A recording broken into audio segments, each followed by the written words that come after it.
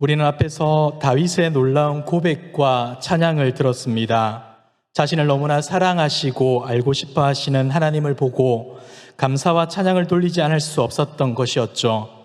그리고 이어지는 오늘의 본문에서는 자신이 어디에 있든지 하나님이 함께 계시다는 것을 발견하곤 다시금 찬양을 올려드립니다.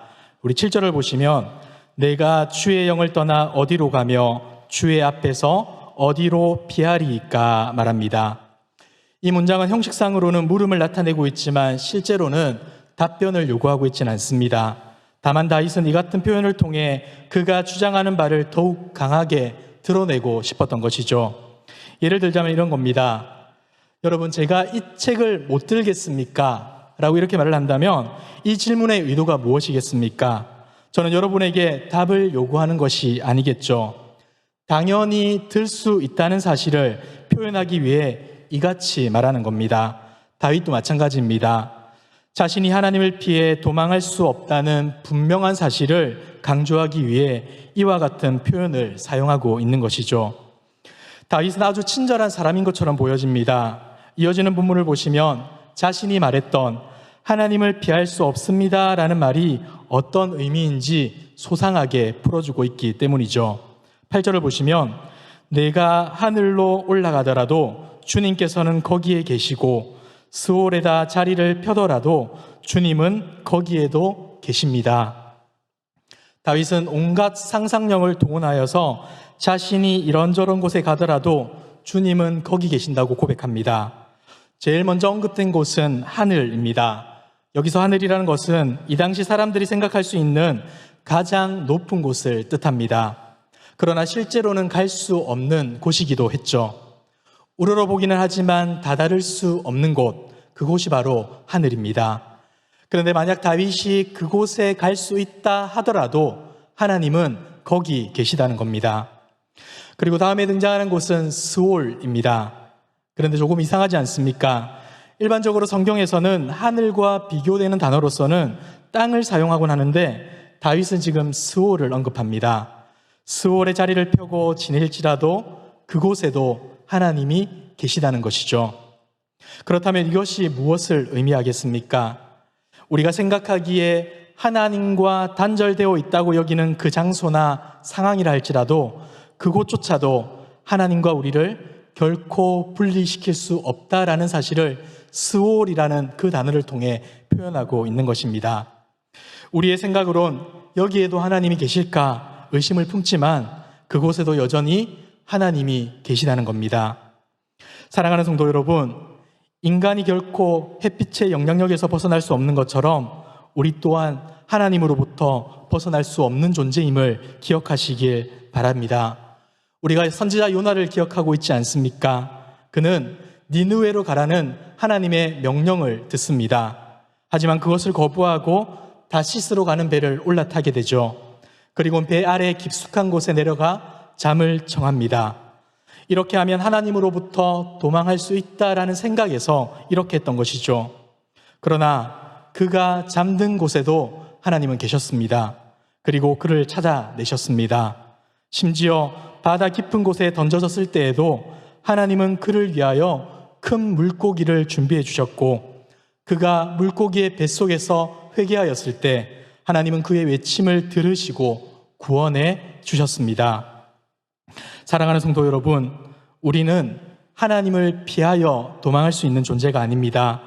우리가 하나님을 인식하고 부르짖을 때만이 아니라 하나님을 인식하지 못하고 살아갈 때에도 하나님은 여전히 우리 앞에 계시며 우리와 함께 역사하십니다.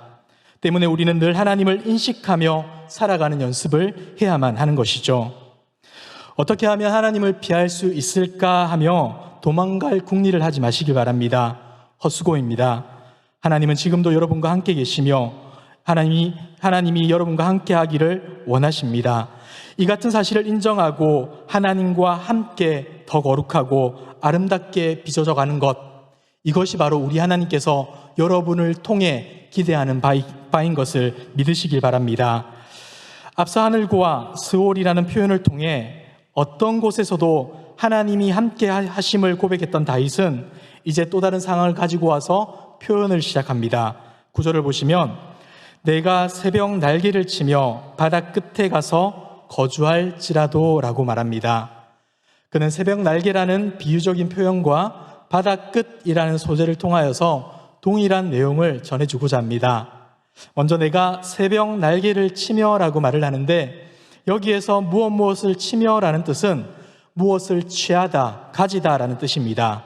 그리고 새벽 날개에서 날개라는 것은 일반적으로 날개로 번역되지만 어떤 경우에는 가장자리 또는 끝이라는 의미로도 사용됩니다. 여기서 만약 날개라는 일반적인 의미로 이해한다면 이렇게 번역이 가능합니다.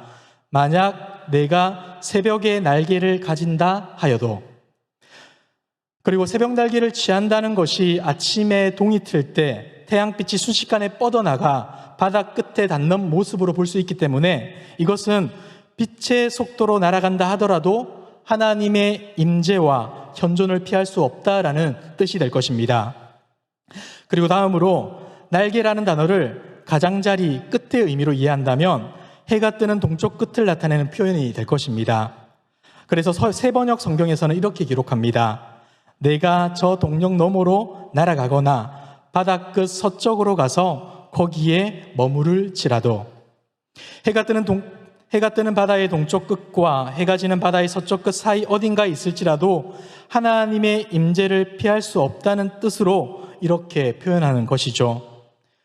저는 여러분들이 어떤 부분으로 해석하더라도 충분히 괜찮다라고 말씀드릴 수 있을 것 같습니다. 왜냐하면 지금 다윗은 어떠한 방법 혹은 어디에 있을지라도 하나님을 피할 수 없습니다라는 사실을 우리에게 알려주고 싶어 하기 때문입니다. 더군다나 이 당시 이브리인들에게 바다라는 것은 극한의 위험과 위기의 장소로 인식되었습니다.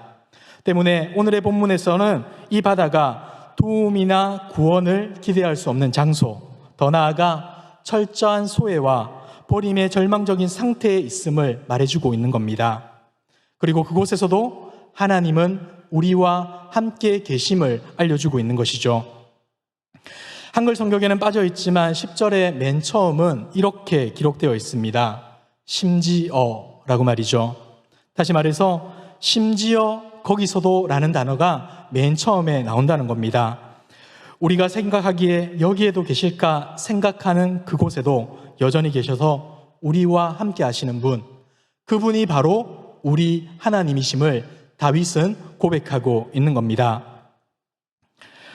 사랑하는 성도 여러분, 혹 우리는 아무런 상황과 여건으로 인해 하나님이 나와 함께 하지 않는 것 같다 여기고 살고 있지는 않습니까? 계속되는 고난과 고통 가운데서 하나님이 나를 떠났다 여기며 생활하고 있지는 않습니까? 그런데 여러분, 결코 그것은 아닙니다. 하나님은 심지어 거기서도 여러분과 함께 하십니다. 우리가 어느 곳에 있더라도 하나님은 우리와 함께 계시는 줄 믿으시며 그 믿음으로 용기를 얻으시는 저와 여러분들 되시길 주님의 이름으로 축복합니다. 그러나 그럼에도 불구하고 우리는 누군가가 나를 계속 보고 있다는 사실에 매우 큰 두려움을 느낍니다. 때로는 불편해하죠. 생각해 보시기 바랍니다. 내가 알지 못하는 사이에 내 말이 누군가에게 들려지고 있다면, 내 생활의 일거수일투족이 다 보여지고 있다면 얼마나 불안하겠습니까? 가장 편안하게 지내야 할 집안에서조차 누군가의 주시를 받고 있다면 그것 또한 매우 불편할 것입니다. 그런데 지금 다윗은 이러한 지점을 말하고 있지는 않습니다. 우리를 압박하거나 위협하는 게 절대 아니라는 것이죠. 10절을 보면 그것을 알 수 있습니다. 10절입니다. 거기서도 주의 손이 나를 인도하시며 주의 오른손이 나를 붙드시리이다. 다윗은 여기에서 놀라운 하나님의 모습을 설명해 주고 있죠. 그는 먼저 자신을 인도하는 하나님을 고백합니다. 어떠한 상황과 여건이라 할지라도 포기하지 않고 우리를 목적지로 친절하게 인도하시는 신실하신 그분을 하나님으로 소개하고 있는 것이죠. 그리고 두 번째는 나를 붙드시는 분이라고 고백합니다. 여기에서 붙들다라는 것은 동사의 원뜻은 쥐다, 잡다라는 뜻입니다. 그리고 또 다른 용례로는 체포하다, 포로로 잡다라는 의미도 같습니다. 매우 강한 힘으로 누군가를 잡고 있는 상태를 의미하는 것이죠. 종교개혁자 존 칼빈의 경우 이 본문을 주의하면서 이렇게 말합니다. 다윗이 하나님의 임재로부터 아무리 도망가려고 노력을 할지라도 포로로 잡혀 있음과 같아서 절대 벗어날 수 없음을 나타내는 표현입니다 라고 말이죠. 이러한 표현에서 어떤 사람들은 너무 과격하다 하면서 다소 부정적으로 생각할 수도 있습니다. 하지만 여러분 그렇지 않습니다. 그렇게 생각하지 않으셔도 됩니다. 왜냐하면 본문의 이미지는 하나님이 자기 백성들을 넘어지지 않도록 굳게 잡아주고 세워주는 모습이기 때문입니다. 여러분들 한번 생각해 보십시오. 우리가 길을 가는 중에 돌부리에 걸려 넘어지는 상황이 있을 수 있습니다. 그런데 그곳에 옆에 아무도 없다면 우리는 넘어지고 말 것입니다. 그리고 어쩔 때는 큰 상처를 입을 수도 있겠죠. 하지만 우리 하나님은 우리와 함께 하십니다. 우리가 넘어질 때 붙잡아 주셔서 넘어지지 않게 하시고 넘어졌더라도 일으켜 세워주시는 분, 그것이 바로 우리 하나님이다라는 사실을 오늘의 본문을 통하여서 표현해 주고자 하는 것입니다. 사랑하는 성도 여러분, 하나님이 우리와 함께 하심은 우리를 압박하거나 위협하려는 게 절대 아닙니다. 도리어 우리를 돕고 위로하기 위함인 것이죠. 성경을 보아도 이러한 사실을 너무나 잘 알 수 있습니다. 여러분들 야곱을 잘 알지 않습니까? 그는 형과 아버지를 속여서 장자권과 축복을 가로챕니다. 그렇게 하면 진짜 복이 자신에게 주어질 것이라 생각하며 그렇게 했습니다. 그러나 그의 형은 어떻게 합니까? 그를 죽이려 하죠. 그리고 결국 그는 도망자의 신세가 되고 맙니다. 그리고 먼 길을 떠나다가 어두움을 만나게 되고 그 어두움 앞에서 두려워 떨고 맙니다. 이와 같은 공포와 두려움의 현장 가운데서 하나님은 야곱에게 말씀해 주십니다. 창세기 28장 15절을 보시면 내가 너와 함께 있어 네가 어디로 가든지 너를 지키며 너를 이끌어 이 땅으로 돌아오게 할지라 내가 내게 허락한 것을 다 이루기까지 너를 떠나지 아니하리라 하신지라. 야곱의 상황과 여건은 바뀌지 않습니다. 여전히 형의 위협이 도사리고 있고 도망쳐야 합니다. 다시금 밤은 찾아오기 마련이죠. 그러나 그가 하나님의 함께하심의 약속을 받고 난 후 그는 달라집니다. 18절을 보시면 야곱이 아침에 일찍 일어나 베개로 삼았던 돌을 가져다가 기둥으로 세우고 그 위에 기름을 붓고, 그는 자신이 베고 잤던 돌을 기둥으로 세워 기름을 붓습니다. 하나님을 예배했다는 것이죠. 하나님의 약속에 근거하여서 예배를 드린 겁니다.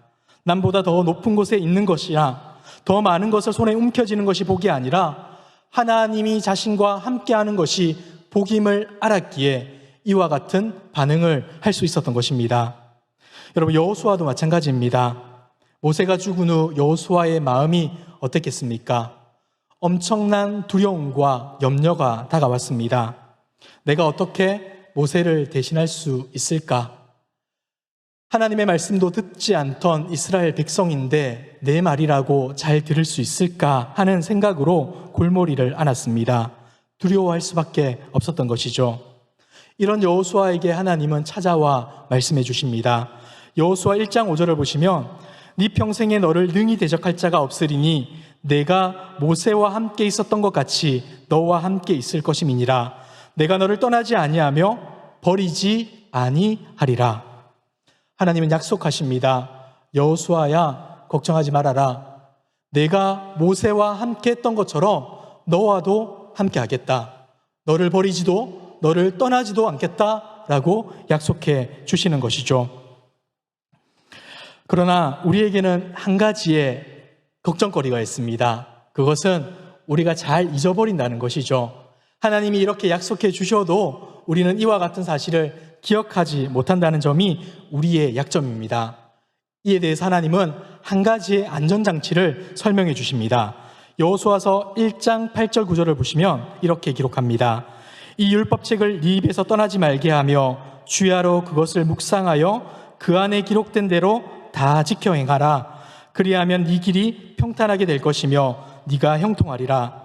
내가 네게 명령한 것이 아니냐? 강하고 담대하라. 두려워하지 말며 놀라지 말라. 네가 어디로 가든지 네 하나님 여호와가 너와 함께 하느니라 하시니라. 아멘. 날마다 하나님의 말씀을 묵상하고 그 말씀에 순종하며 살아갈 때 우리는 하나님이 우리와 함께 하심을 깨닫게 될 것입니다. 뿐만 아니라 하나님이 우리를 얼마나 사랑하시는지도 알게 되는 것이죠. 그것이 바로 성도가 누리는 참된 형통이다 말씀해주고 있습니다. 사랑하는 성도 여러분, 저와 여러분은 어디에서 용기를 얻고 있습니까? 우리가 가진 부와 명예, 힘과 권력, 그것으로 용기를 얻고 있습니까? 그것은 결코 아닙니다. 하나님이 우리와 함께 하신다는 사실, 그것이야말로 우리가 강하고 담대할 수 있는 이유인 것입니다. 우리의 매일의 삶에 하나님의 만나는 시간을 확보하고 말씀으로 살아갈 때 우리는 변화된 삶을 살아갈 것입니다. 험악한 세상 속에서 주눅드는 인생이 아니라 하나님과 함께 세상을 변화시키고 세상을 이겨나가는 일, 그것이 바로 하나님을 알아가고 하나님을 경험할 때, 하나님이 우리와 함께 하심을 깨닫게 될 때 우리의 삶에서 나타나는 반응인 것이죠. 사랑하는 성도 여러분, 이제 다윗은 빛과 어둠이라는 소재를 통하여서 하나님의 함께 하심을 다시 한번 설명해 줍니다. 11절을 보십시오. 내가 혹시 말하기를 흑암이 반드시 나를 덮고 나를 두른 빛은 밤이 되리라 할지라도 라고 고백합니다. 그는 내가 혹시 말하기를 이라는 표현으로 자신의 생각을 드러내고자 합니다. 흑암이 반드시 나를 덮더라도 라는 것은 분명히 어둠은 나를 덮을 수 있다라는 뜻을 내포하고 있는 표현입니다. 그리고 이어지는 하반절에서는 나를 두른 빛은 밤이 되리라 라고 말을 하죠.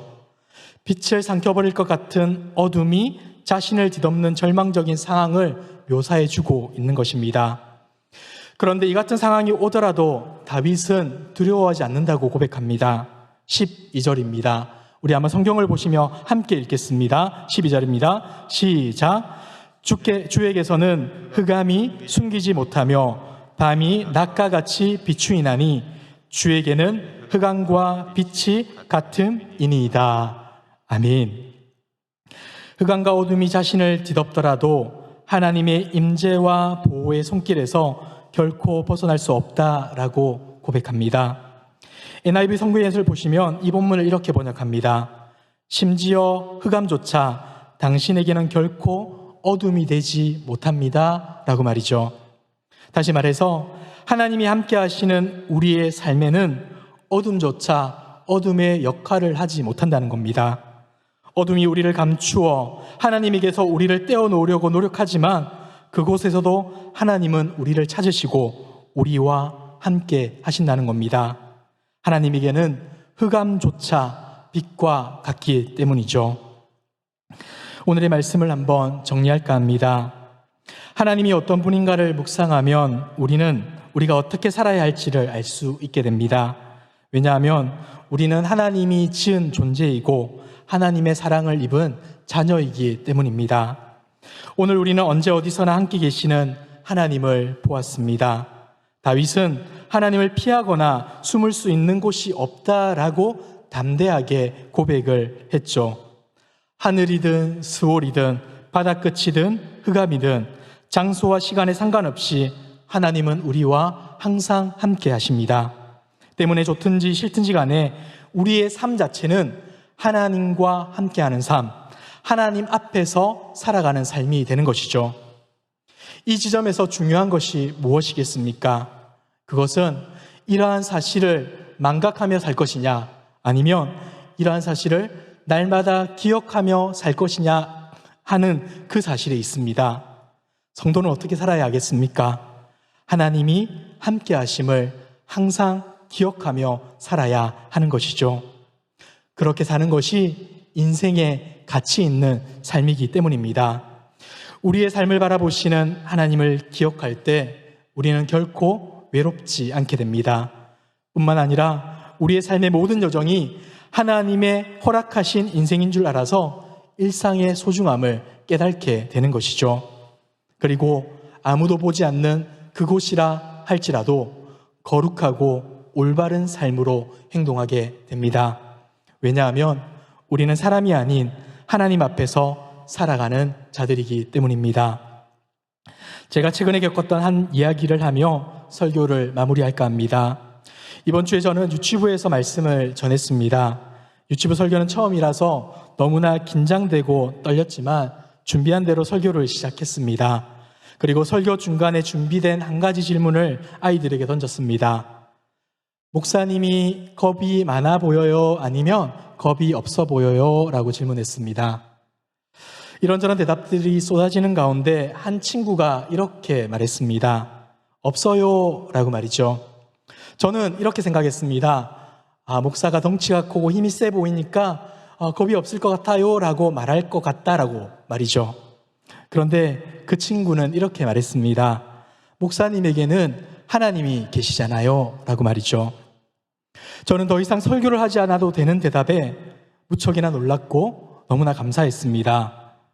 사랑하는 성도 여러분, 제가 두려워하지 않는 이유는 하나님이 저와 함께 하시기 때문입니다. 제가 두려워하지 말아야 하는 이유도 하나님이 저와 함께 하시기 때문이죠. 그리고 여러분이 두려워하지 말아야 하는 이유도 하나님이 여러분과 함께 하시기 때문입니다.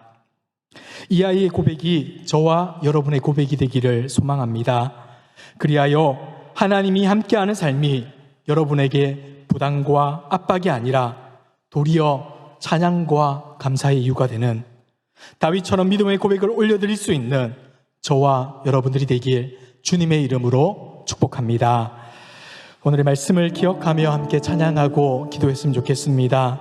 우리 예수님, 우리와 함께 하십니다 라고 우리 찬양의 가사를 생각하며 함께 찬양하고 기도하겠습니다. 고단한 인생길 힘겨운 오늘도 예수 내 마음 아시네. 지나간 아픔도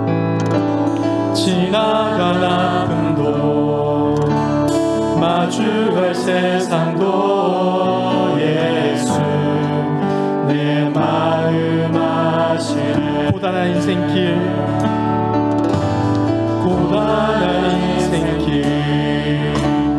힘겨운 오늘도 예수 내 마음 아시네.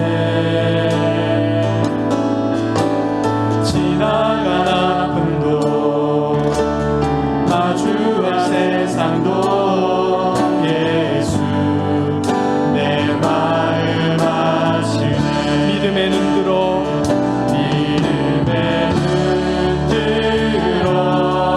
주를 보리. 이 또한 지나가리라. 주어진 내 삶에 지난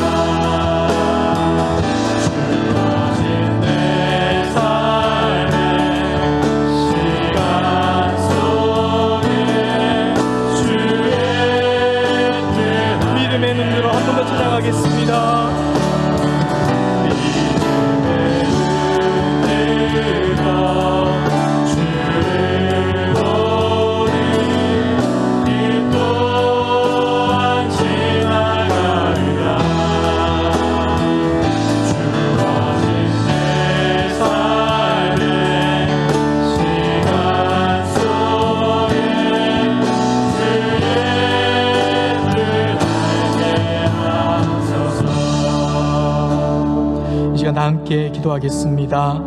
먼저 늘 하나님이 우리와 함께 하심을 인식하며 살아가게 하옵소서. 하나님과 함께하는 삶이 부담과 압박이 아닌 우리를 거룩하고 아름답게 빚어가는 가정이 될 수 있도록 기도해 주시고, 늘 함께 하시는 하나님으로 인해 힘과 용기를 얻게 하옵소서.